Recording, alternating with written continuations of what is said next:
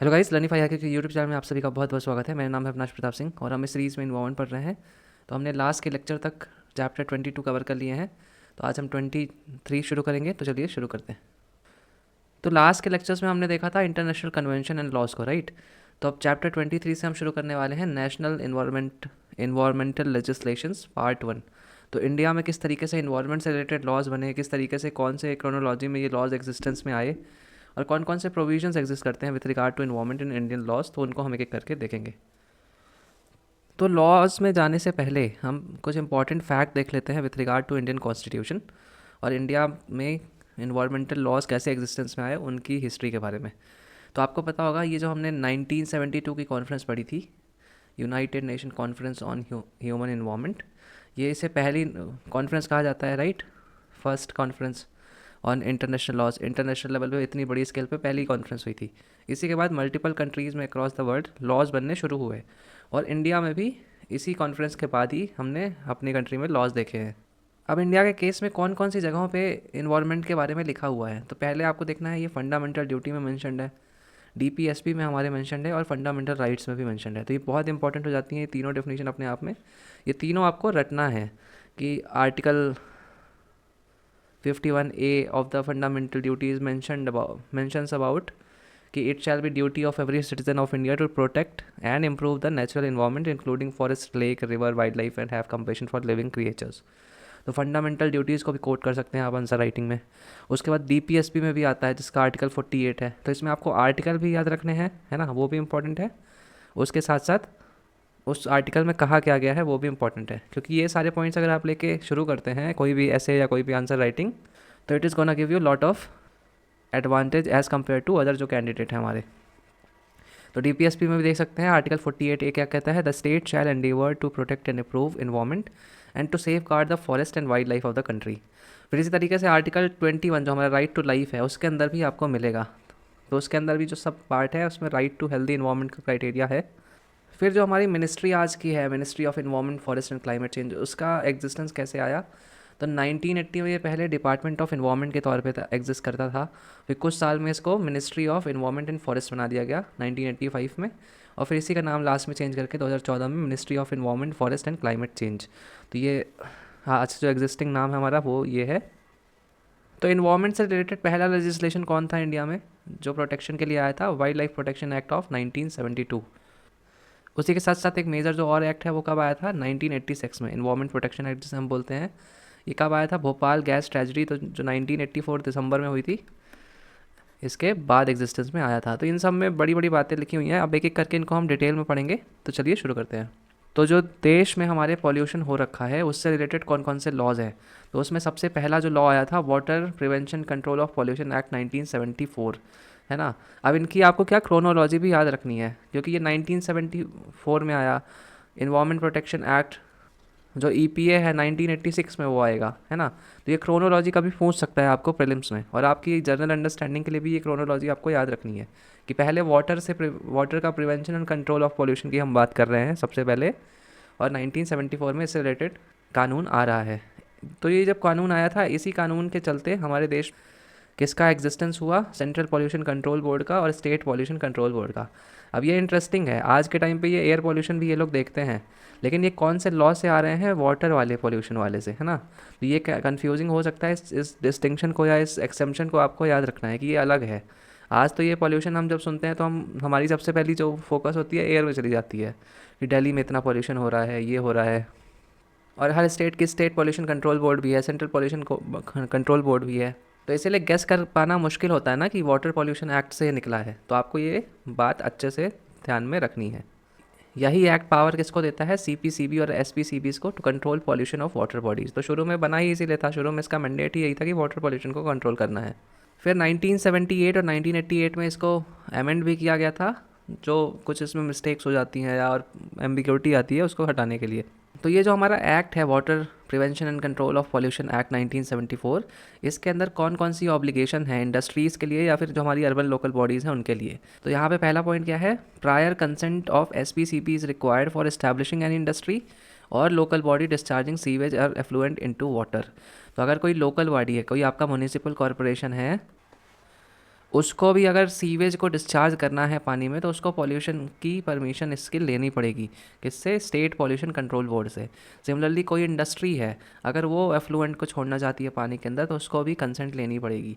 अब ये कंसेंट देते कैसे हैं, उसके लिए प्रोसीजर होगा, उसमें वो चेक करेंगे कि पॉल्यूशन हो रहा है कि नहीं, ट्रीटमेंट अच्छे से इंडस्ट्रीज़ कर रही हैं कि नहीं before releasing the effluent into the water, ऐसे सब करके। तो पहली ऑब्लिगेशन हमारी यही है। फिर इसी प्रोविज़न के तहत अगर आप कोई इंडस्ट्री भी इस्टेब्लिश करना चाहते हैं तो उसके लिए भी आपको प्रायर कंसेंट लेनी पड़ेगी। उसके साथ साथ जब आपने एक बार इंडस्ट्री इस्टेब्लिश कर ली, फिर उस इंडस्ट्री को चलाने के लिए भी कंसेंट टू ऑपरेट आपको यहीं से लेना पड़ेगा, स्टेट पॉल्यूशन कंट्रोल बोर्ड से। और यही सारे प्रोविजंस किस पे, जो ओल्ड इंडस्ट्रीज़ हैं हमारी, उन पे भी इक्वली अप्लाई होते हैं आज के टाइम पे। तो ये सेंट्रल पॉल्यूशन कंट्रोल बोर्ड के बारे में आप इन्फॉर्मेशन देख सकते हैं। It is a statutory organisation under ministry of environment, forest and climate change. Statutory कैसी हो गई, अभी हमने देखा water prevention and control of pollution act से बन रही है, 1974 का एक्ट है, राइट। तो ये सारे डिफरेंसेस आपको याद रखने हैं। स्टैट्यूटरी बॉडी है, किस लॉ से एग्जिस्टेंस में आई है। ये वाला चैप्टर इंपॉर्टेंट इसलिए और हो जाता है क्योंकि इसमें इतने सारे आपको फैक्ट मिल रहे हैं कि आप सब यूज़ करके अपने आंसर्स में यूज़ कर सकते हो, है ना।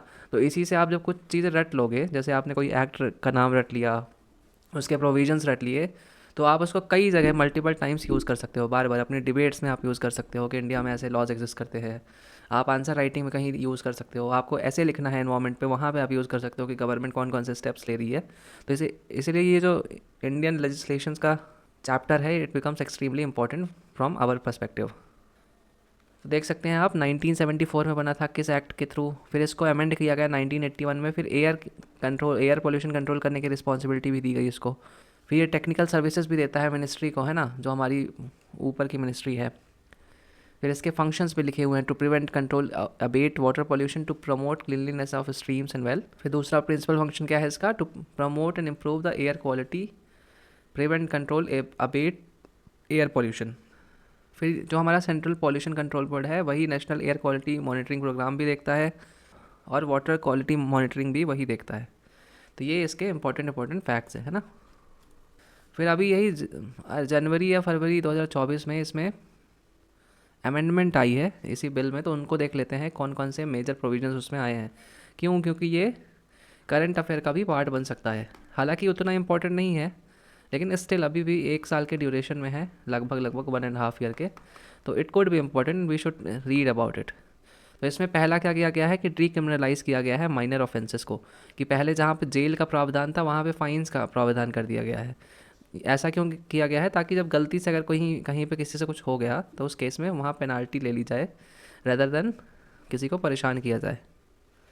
इससे क्या होगा कि एक बिज़नेस फ्रेंडली इन्वामेंट क्रिएट होगा।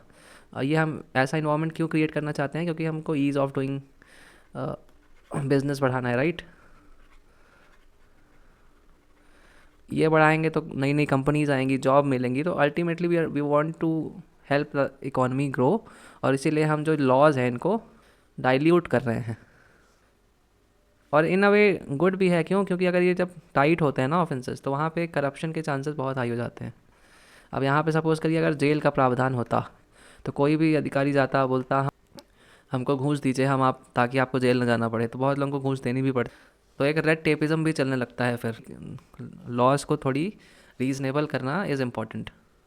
फिर जो हमारी कुछ इंडस्ट्रियल प्लांट हैं उनको एग्जम्पशन दी गई है प्रायर कंसेंट लेने से, है ना। तो नॉर्मल तौर पे तो एसपीसीबी से कंट्रोल जो हमारी प्रायर कंसेंट है वो लेना मैंडेटरी होता है, लेकिन इसमें प्रोविजन दिया गया है कि government of India in consultation with CPCB may exempt certain industrial plant from obtaining such consent.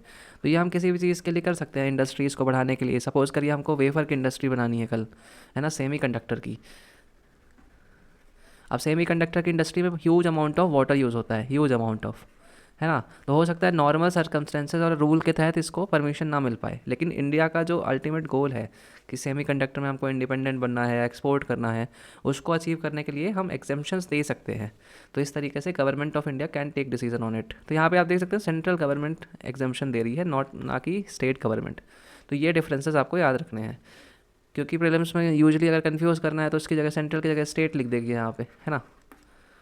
तो ये सारे अंतर आप याद रखो, एक बार ध्यान से आप पढ़ेंगे तो हमेशा आपको याद रहेगा। फिर यहाँ पे बिल और कहता है कि जो गवर्नमेंट ऑफ इंडिया है वो गाइडलाइंस इशू कर सकती है कि किस तरीके से ग्रांट करना है, रिफ्यूज़ करना है या कैंसिल करना है कंसेंट ऑफ एसपीसीबी।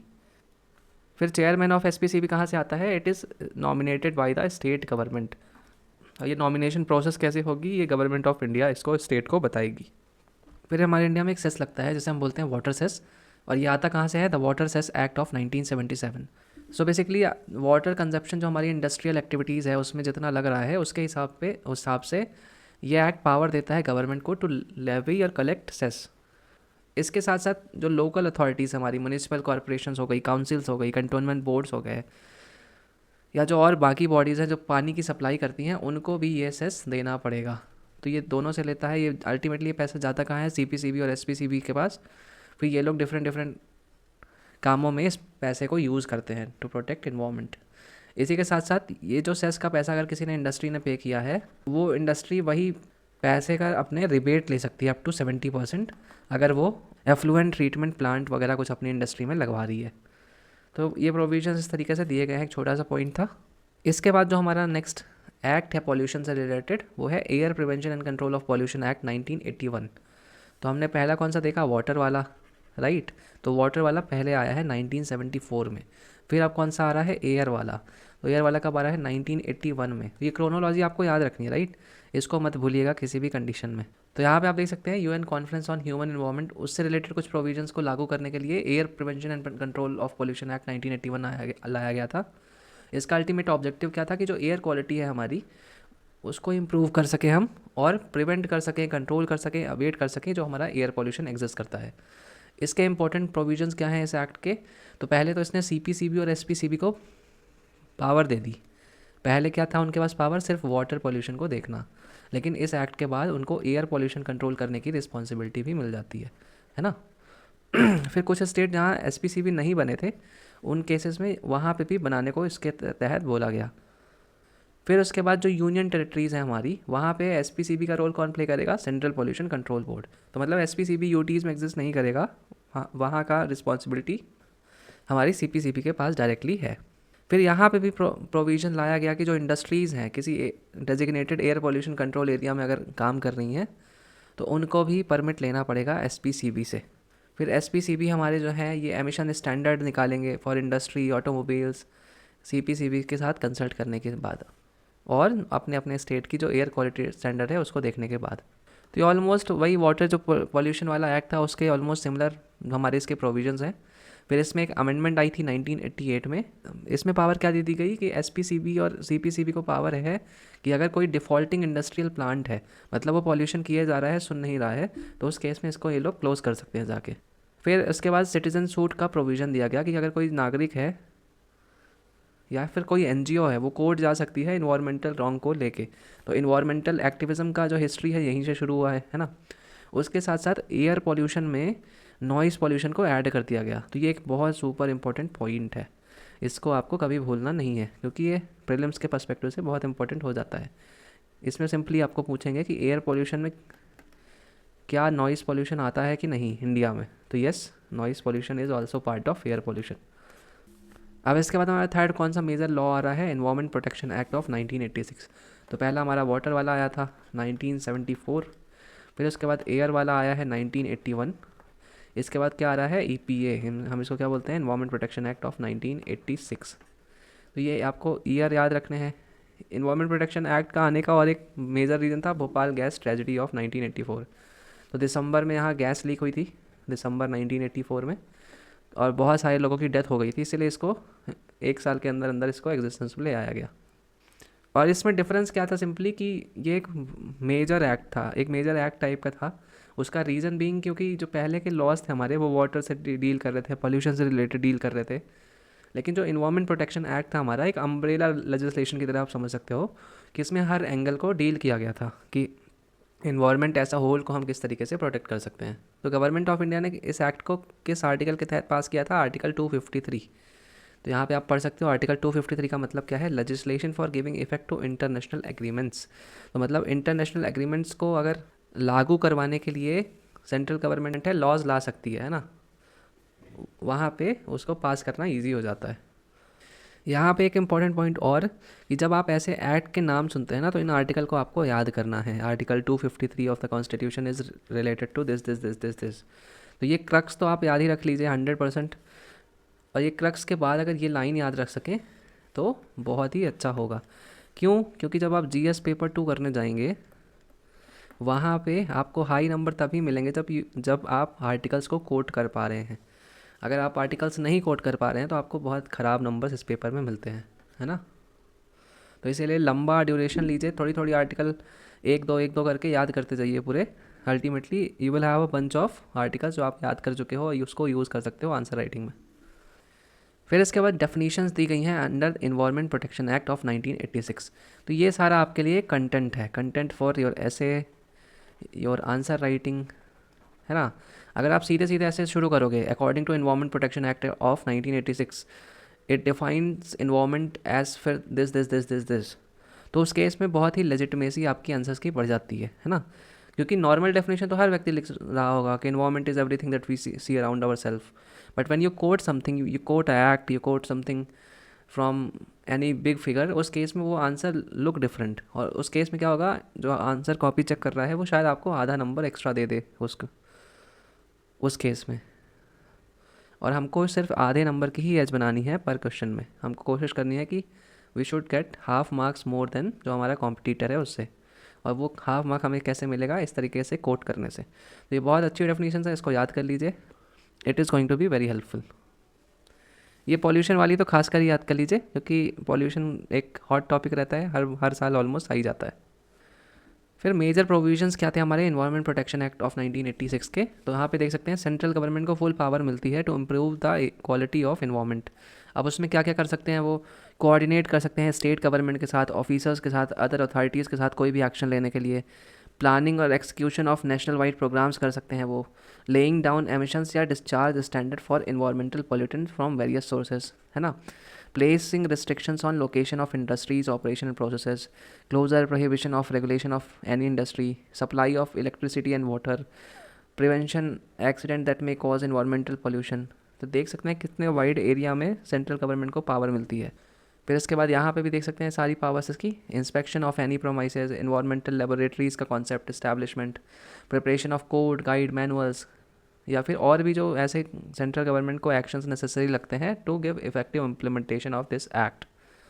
तो अब ये जब ये वाला लाइन ऐड कर दिया गया तो इसमें सेंट्रल गवर्नमेंट कोई भी एक्शन ले सकती है इस लाइन के तहत, राइट, कि हमें इन्वायरमेंट प्रोटेक्शन एक्ट को अच्छे से लागू करने के लिए ये एक्शन लेना पड़ेगा। भले वो इस एक्ट में मेंशन नहीं है, लेकिन अधिकारी लोग या फिर और भी जो ऑफिसर्स हैं दे कैन मेक या फिर take actions with this provision only. फिर जो हमारे ऑफिसर्स हैं, एम्प्लॉयज़ हैं या फिर अथॉरिटी है गवर्नमेंट की, उनके खिलाफ कोई भी एक्शन ना लेने की इसमें बात की गई है अगर उन्होंने कोई act under the good faith किया है। सपोज़ बहुत बार होता है ना कि आप ऑफिसर हो कहीं के, आपने कुछ एक्ट किया ऑफिशियल ड्यूटी में, तो उसके लिए आपको पर्सनली प्रोसिक्यूट नहीं किया जाएगा, है ना।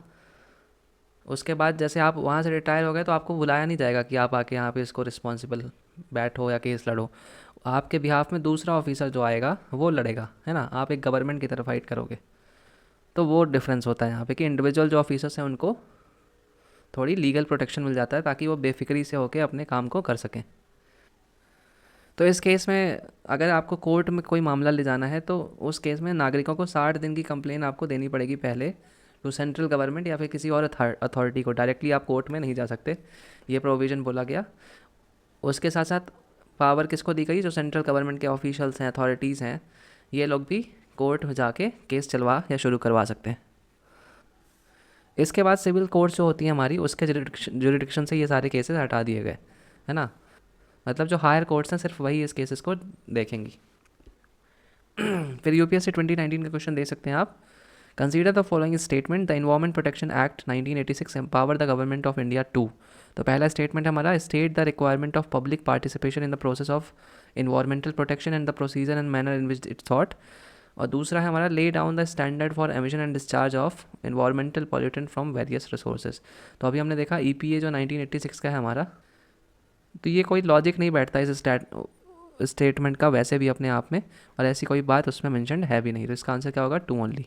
इसी एक्ट के अंदर एक कॉन्सेप्ट आया मैंडेटरी, जिसको कर दिया गया इन्वायरमेंटल इम्पैक्ट असेसमेंट।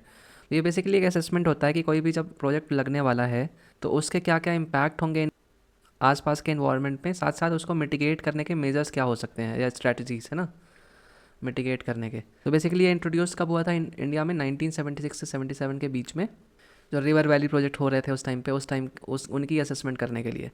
तो 1994 तक इनको इन्वायरमेंटल क्लियरेंस के तौर पे देखा जाता था, बट इसके पीछे कोई लेजिस्लेटिव सपोर्ट नहीं था। फिर 1994 में गवर्नमेंट ने under EPA made EC mandatory for expansion modernisation establishment of new project. तो आपको आपने वो अभी प्रोविज़न पढ़ा था कि इस कोई भी एक्ट एक्स्ट्रा ले सकती है सेंट्रल गवर्नमेंट, उसी की पावर यूज़ करते हुए 1994 में जो गवर्नमेंट ऑफ इंडिया थी उसने बोल दिया कि अब मैंडेटरी है।